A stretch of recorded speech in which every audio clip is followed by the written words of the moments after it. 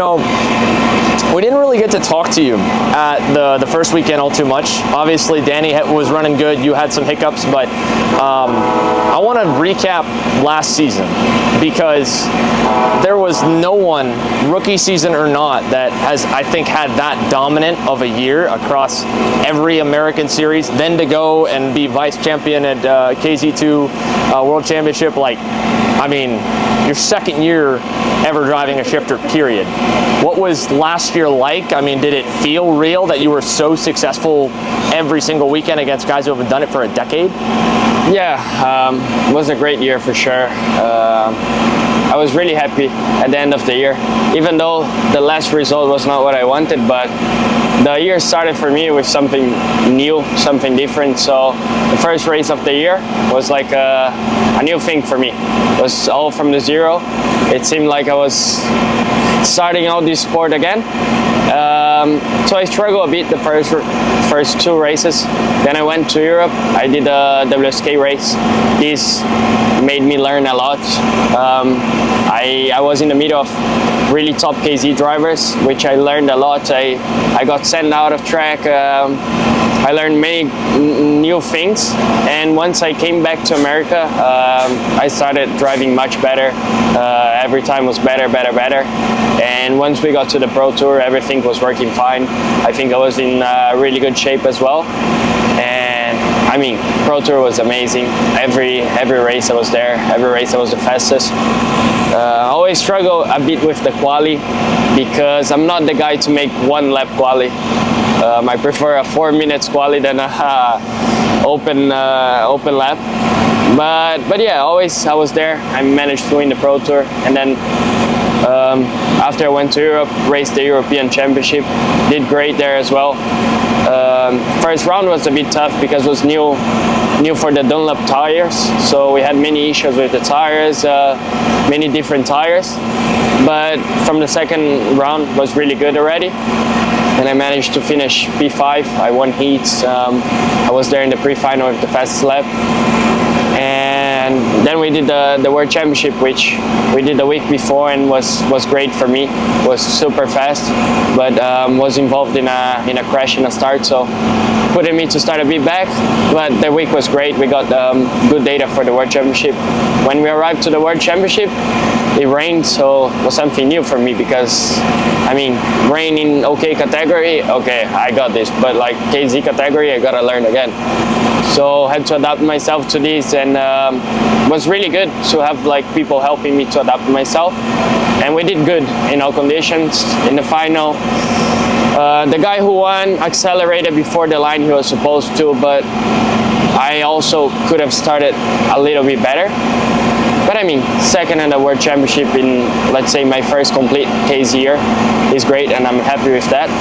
And then we got to Vegas. Vegas was a really nice one, to be honest. My first Vegas in KZ. So expectations were really high after the year I've had. I started the week doing great, but in the first heat, I went out in the start. I locked the front brakes, and it costed me a better start position in the final. I started the final 9th, was flying. I could see already by the warm-up that we were going to do good. And I mean, once I started passing everyone, I saw I was 3 laps to go. Kayak blocked the last corner to go in the straight, and I thought to myself, if he blocked now, he's going to block everywhere. And in shifter, when you put first gear and you block, it's really hard to get by, especially in a track with barriers that is tough to drive. So in the end of the straight, I had one opportunity, and I had to take. I mean, I'm a racing driver. I like to win, and I don't like arriving second. So if I have the opportunity, I will take no matter what. No matter if I'm fighting for a championship, no matter if it's just a single race that I'm making. If I find a gap, I will go for it, and I will try. And then we crashed. I mean, I'm sorry for Kayak as well. I cannot blame just on him. I think it was both faults. Maybe I was a bit too aggressive. He turned a bit into me. I mean, both faults. So yeah, it was a great season for me, and I'm really happy to be able to start another season with PSL and everyone that been helping me to make all this possible.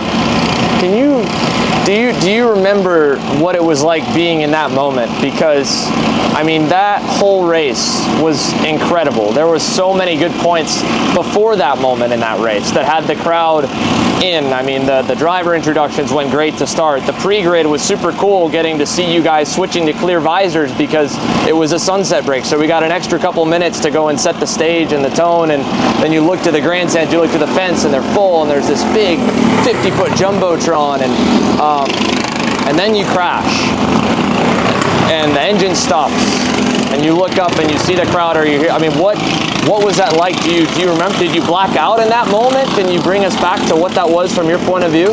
Yeah, it was really crazy race from the start, as you said. The lights going down, we see the sun is disappearing. We start running back to the tent to get the clear visor, but we're already inside the grid. And we have like 5 minutes to start. So change the visor, start, you already start a bit different, the race.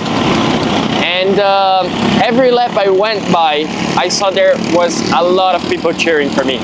I think because of the way the race was going. Because like, usually you don't see someone coming from the back in a shifter race and going forward that much. It's a much harder race than you driving X30 Pro, that you can pass the guys easier. Yeah. And every time I used to pass by the grandstands, I used to see everyone jumping, everyone making signals. And I know it was for me because it was every lap at the same time whenever I passed by there. And once we had the crash, was like a moment no sound for me. And then was like if after 5 seconds everything came back again. Heard people screaming, heard people shouting at me, heard people shouting at the kayak. So, I mean, it's race. I love that. That's why I'm still here driving. That's why I'm willing to do that for many years still. I love this sport. I love all these events that they are making. Vegas is such a great event. Everything they've done all these years, and every year is better. You guys from Kart Chaser are doing a great thing. When we're back home, there's not one person that like don't tell me that the broadcast that Kart Chaser make is amazing. Everyone says amazing thing. So it's great. It's great because I think many more people is watching our sports. So our sport is getting better every time. So I'm really happy for that. Yeah, I mean, when I look at our comment section, I think especially, you know, from Brazilians, like it seems like in Brazil, just because it's so far for any Brazilian racing driver to travel to get to a series where they are paid well, whether it's racing in America, in IndyCar, or in sports cars, or in go-karts, or racing over in Europe in the same way from Formula One to sports cars. Like, I mean, there are some of the best Brazilian racing drivers congratulating you week after week after week, following you. I think more than any other country. Like, is it like that? Are you close with a lot of those guys? And is there kind of almost this brotherhood of Brazilian drivers going out into the other facets of the racing world? Yeah, I think Brazilian drivers are really unite. Everyone tried to help each other, you know. So, as you say, I have many famous Brazilian drivers, followers. They're always speaking with me, helping me with my career, like, how can I say, like, pushing me hard, you know, saying I'm doing good. That's great to see, like, people that are really good in the motorsports, like, pushing you to your limits, speaking with you. That's really good. So I started learning this as well, because I have many drivers in Brazil that take me as a, let's say, someone really big, someone really good. So I started speaking with these kids, the kids that are learning, everyone as well, which, because I know that makes me feel good with the other people that does that. So I'll start doing it as well, you know. The only thing that misses in Brazil is more sponsors to the drivers. That in the United States you have much more of this, and in Brazil we don't have it a lot. It's either you have the money or you don't have, you know. But the rest is all fine. We have many fans, many guys watching you guys, so it's great. Yeah, I mean, you came over here pretty young. Was there ever a point in the U.S. when you were living over here? I know you and Ariel Castro have been super close, and he's been a huge help in your career. He named one of his twin sons after you. Was there a year where you were basically living like an American over here full time? Yeah, I lived in America from the end of 2016 to 2020. So it was 4 years here, and then I always been with Ariel. Just the first 2 times I came, I've been with RPG, which was great as well. They are a great team. But Ariel was like a dad to me as well. I always say to him that he's my second dad. Everything he could, he helped me. He always put me to race. He was always with me. And I'm so grateful for him. I'm so grateful for his family. Now we have two great sons, and one of them is called Matheus. So yeah, it just makes me really happy to have this from him, putting my name on his son as well. But yeah, he's a great guy. Yeah, I mean, he's got a trajectory that's very similar to yours. Someone who came to this country and came into the U.S. karting scene as just a mechanic and has built an empire, you know, a well-respected engine builder, one of our best. You know, he's got a team again this weekend, to the point where he never wants the team, and then 2 years later, then he does a team again. And having lived here for X amount of years, grown up, obviously you're from Brazil. Nowadays, you know, your girlfriend as well lives, and her family in Italy and Europe. What feels like home?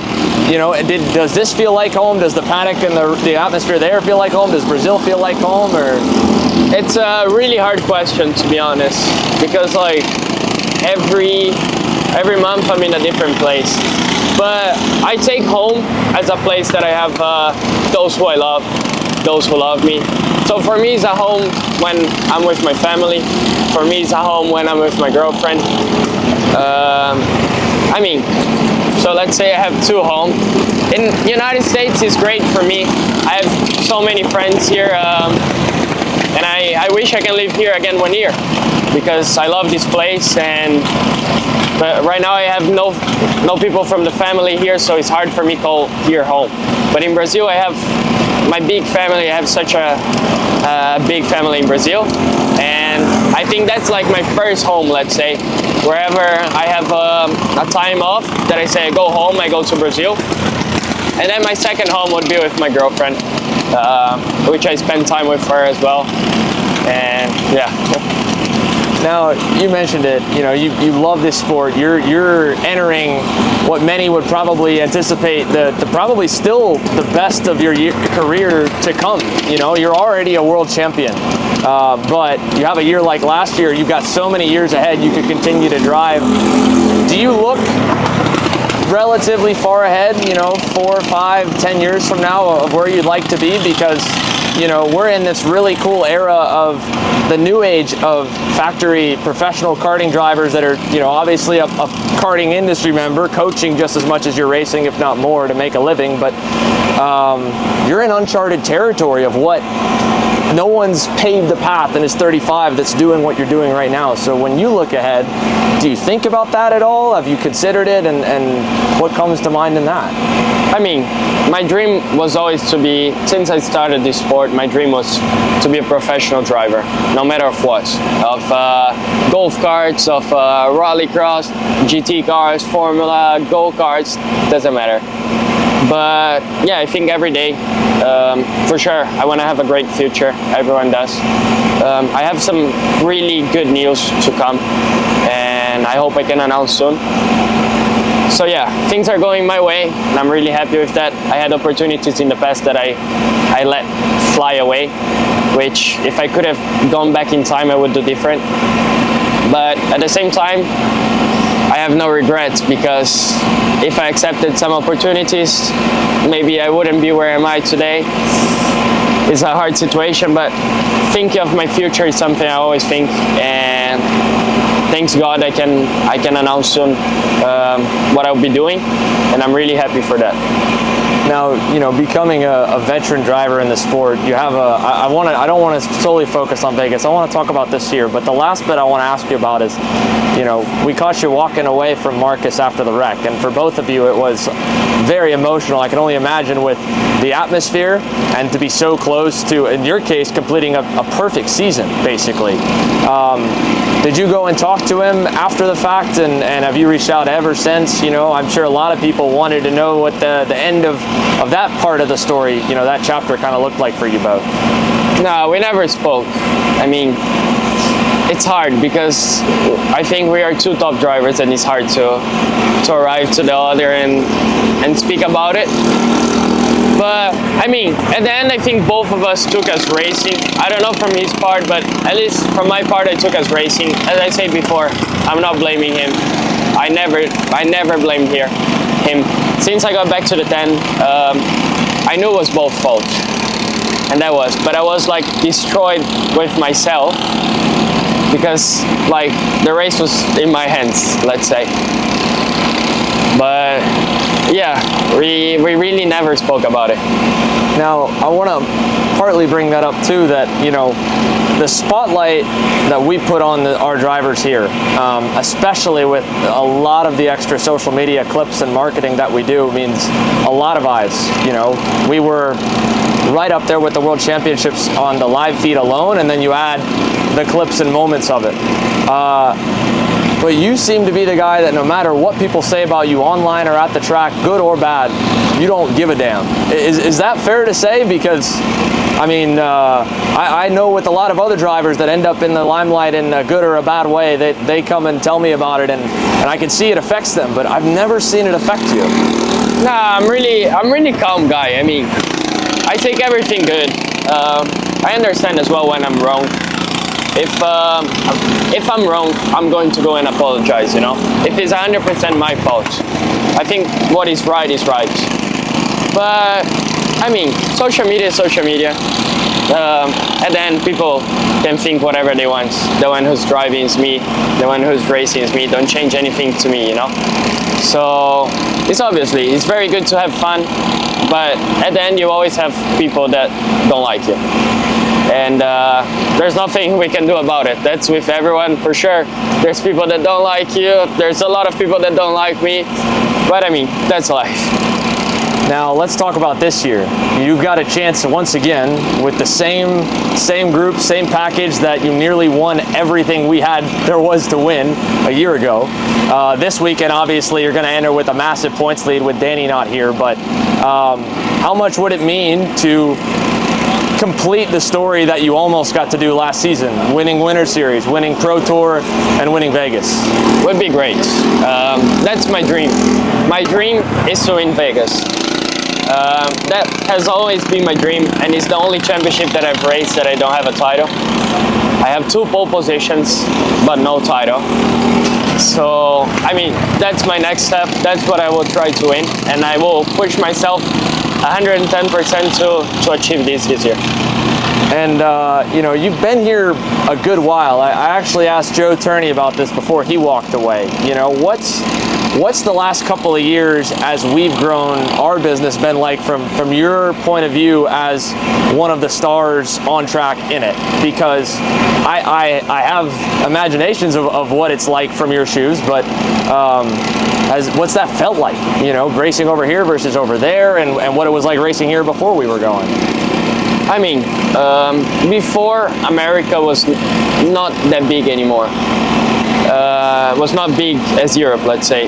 But I think once you guys started with Car Chaser, all this stuff, more drivers started coming. Vegas was always big, but like during the year, more drivers started to come.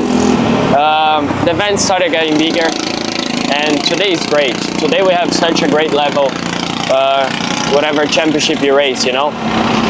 You always have drivers fighting for the win, drivers being competitive, and that's what we want. And we want the sport to grow every time more drivers there fighting for the top step. That's racing. I mean, that's good for everyone.